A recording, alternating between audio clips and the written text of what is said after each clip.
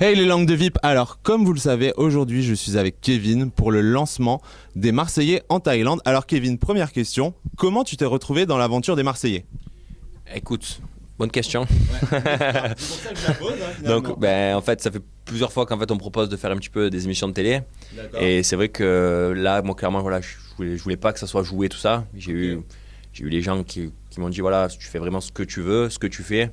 Et donc moi, c'est vrai, c'est ça moi, que je craignais, qu'on me dise voilà, tu vas faire ça, ça, ça. Et c'est vrai que voilà, tout ce que tu fais, c'est toi qui le fais. D'accord. Et tu te prends pas la tête, quoi. Donc, Et alors justement, on t'avait contacté pourquoi auparavant? en fait, plein de choses. Tu vois, je m'occupe d'une boîte de nuit sur Marseille. D'accord. Donc du coup, tu as tous les casteurs, les ci, les ça qui passent. Donc automatiquement, ils te demandent, ils te disent voilà, fais ci, fais ça. Et moi, même les castings, je les avais pas fait parce que ça me disait pas en fait de faire la télé. Je pensais vraiment que c'était joué. Et en fait, pas du tout. Donc je suis agréablement surpris. Et donc, en fait, tu vas voir vraiment moi. Tu vois, c'est D'accord. pas pour moi. Donc. Et alors qu'est-ce qui t'a donné envie spécialement de faire les Marseillais? Ça tombait au bon moment déjà. Après, je connaissais pas mal de monde, Antonin, Steph, Julien. Je connaissais un petit peu tout le monde, donc c'est vrai que ça m'a beaucoup aidé pour de mon choix de partir. Et en plus, la Thaïlande, 5 semaines, quand tu réfléchis 5 minutes, tu te poses, tu dis bon, Thaïlande, 5 semaines dans une villa de fous, avec des gens un peu fatigués comme toi, Ouais, forcément. je serais bête de pas y aller. On est d'accord. Donc justement, ça c'est un point différenciant par rapport aux autres nouveaux. Toi, tu connais une grosse majorité du casting. Alors en fait, qui est-ce que tu connaissais et pourquoi tu les connaissais? Alors Julien, je le connais parce que ça fait très très longtemps en fait qu'on est amis. D'accord. Et avant même la télé, tout ça et tout. Donc c'est un très bon ami à moi. Antonin, en fait, donc d'abord Stéphanie, je la connaissais il y a pas mal de temps, on s'est fréquentés, on était ensemble, on n'était plus ensemble, on était ensemble, on n'était plus ensemble. Et en fait, quand on n'était plus ensemble, j'ai connu Antonin. C'est là en fait qu'on s'est rencontrés. Ok. Et on a décidé voilà, de travailler ensemble. Et donc c'est devenu mon ami. Paga, je le connais aussi, ça fait très longtemps. Dans les bois, tout ça, en fait, à Marseille, on s'était déjà vu plein de fois. Et c'est vrai que voilà, on joue au ballon ensemble, on se connaît pas mal. Ok. Après, il y avait qui? Jess. Donc ouais, je la connaissais, mais un peu moins que les autres. D'accord. Et Kim, je la connaissais pas du tout. Et alors justement, est-ce que c'est plus facile pour toi de t'intégrer quand tu connais déjà des gens? Du coup, oui. Parce que c'est comme ça. Après, tu peux les connaître, mais dans le mauvais sens, hein. Ouais, non, c'est sûr. Après, je suis nouveau, mais bon, après, vu que je connais pratiquement tout le monde, donc c'est peut-être eux qui vont s'adapter à moi plutôt que l'inverse, du coup. Ah ouais, carrément. Toi, tu y vas pour t'imposer, quoi.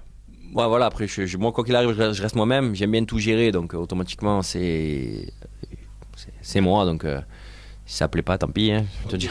Et justement, tu avais des appréhensions par rapport au fait de partir avec des gens que finalement tu connais déjà? Non, pas du tout, en fait. Moi, vraiment, je me suis dit, voilà, tu pars 5 semaines en Thaïlande, dans des endroits de fou, tu vas faire que des choses de malades. Pas de mauvaises a priori, vraiment que des bonnes choses. Et je me suis pas pris la tête du tout, en fait. D'accord. Et donc dans ta bio, on peut voir que tu es en couple avec Stéphanie dans ta bio. D'accord. On voit que tu es en couple avec Stéphanie en fait. Et est-ce que c'est quelque chose qui a simplifié les choses justement au niveau de l'intégration? Alors, ce qu'il y a, c'est que j'étais pas du tout en couple avec Stéphanie quand on arrivait. Ah ouais? On se fréquentait, on se voyait, mais on n'était pas clairement ensemble, quoi. Donc, D'accord. Donc, après- c'était plus amical. c'était pas amical non plus, mais c'était. C'est un entre-deux, quoi. Voilà, on va dire C'est ça. un ami-mour, quoi. C'est ça, voilà. Ok, d'accord.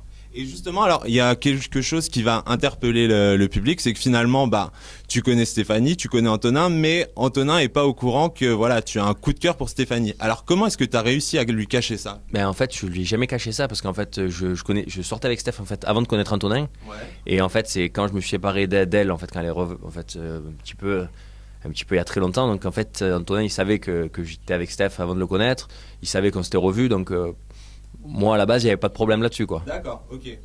Mais c'est vrai qu'après, c'est vrai qu'ils sont restés ensemble, qu'ils ont eu une grande relation. Mais après, ça, voilà, c'est des sujets avec Antonin qu'on parle pas spécialement en fait. Mais voilà, il savait qu'on se voyait, il savait que j'étais avec elle avant de le connaître, comme moi je savais qu'il était avec elle avant de le connaître, quoi. D'accord, ok. Et alors justement, finalement, la Thaïlande, c'est le pays de la fête, mais aussi celui de la spiritualité. Donc, qu'est-ce que toi, tu retires de cette aventure? Vraiment que du positif. On a vu des choses de fou, on a fait des choses de fou. On a visité les gros Bouddhas, moi je suis parti dans la tribu là, avec les femmes au long cou, tout ça. C'était vraiment exceptionnel. Et vraiment, voilà, tu retiens vraiment que du bon.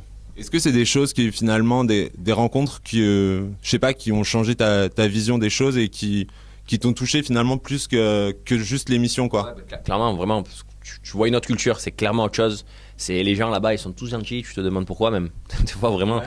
c'est vrai qu'il n'y en a pas un qui fait la gueule, ils sont tous super sympas. Et vraiment, c'est bien passé quand on a fait par exemple la tribu avec les femmes au long cou, tout ça et tout. On voyait que les gens, voilà, ils étaient tous ensemble, ils travaillaient, l'autre il allait pêcher, l'autre il faisait ci, l'autre il faisait ça. Et vraiment, c'est vraiment une très très bonne expérience. D'accord, ok. Et alors maintenant, on va passer un petit peu plus à des questions langue de VIP quand même. Hein.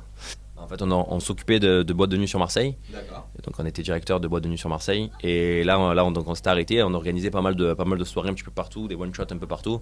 Et voilà, c'est vrai qu'on était à deux. On est toujours à deux, du coup, du moins. Donc, ça s'est passé super bien et ça se passe encore super bien. Ok. Et alors, justement, est-ce que tu avais suivi, toi, les saisons précédentes des Marseillais? Alors, j'avais regardé Miami parce qu'il y avait Julien et Thibaut qui étaient partis. Un petit peu. Et sinon, j'ai regardé un petit peu Rio. Parce qu'il y avait Antonin, donc c'est vrai que c'était pendant le moment où on travaillait tout ça. Et donc c'est vrai que ouais, je le regardais, mais je suivais pas quoi. D'accord. Donc par rapport à ça, est-ce qu'il y a des gens qui t'ont déçu par rapport à l'image que tu en avais à l'écran Non, mais en fait, tu te rends compte que voilà, après les gens voilà, c'est quand tu es dans une aventure comme ça, c'est pas spécialement les mêmes que j'ai l'habitude de connaître. Donc j'ai été agréablement surpris par certaines personnes, déçu par d'autres.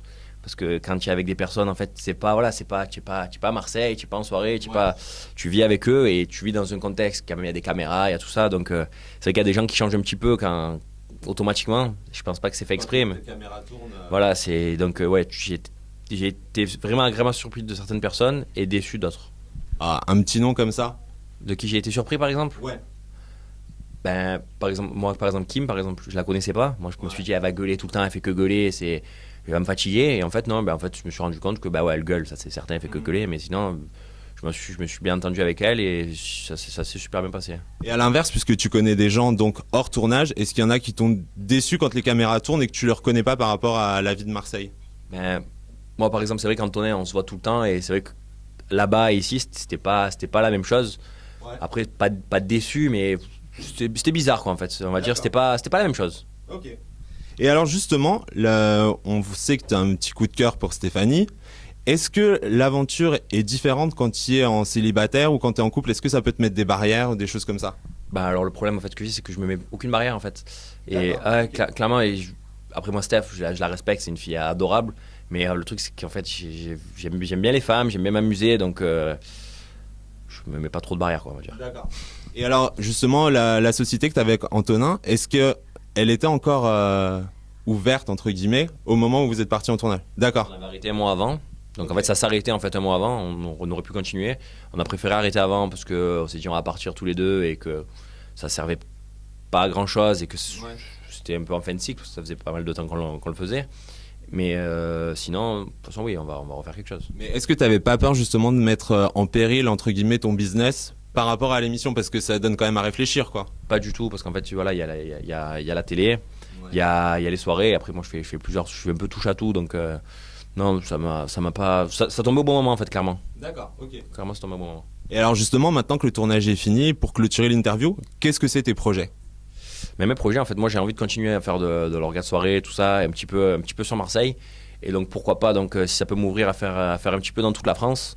C'est vrai que c'est vraiment ce que j'ai envie de faire. Okay. C'est d'organiser un petit peu, parce que les bookings c'est bien, c'est vrai qu'il y a des gens qui viennent pour toi et tout, ça fait toujours plaisir.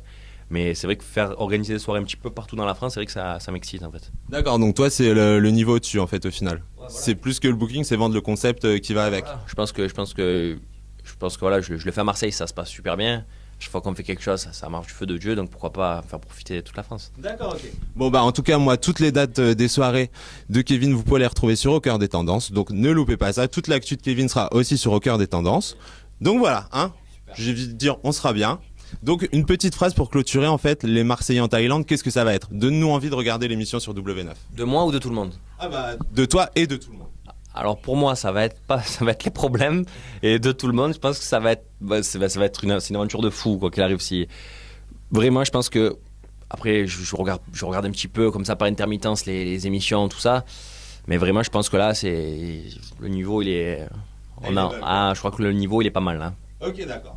Bon bah alors n'oubliez pas, rendez-vous pour de nouvelles aventures des Marseillais sur W9 tous les soirs de la semaine, hein. Alors, attention, c'est du costaud. Moi je vous commenterai tout ça sur Twitter naturellement et toutes les actus des Marseillais sur Au Cœur des Tendances. Voilà, je vous fais des bisous et je vous dis à bientôt.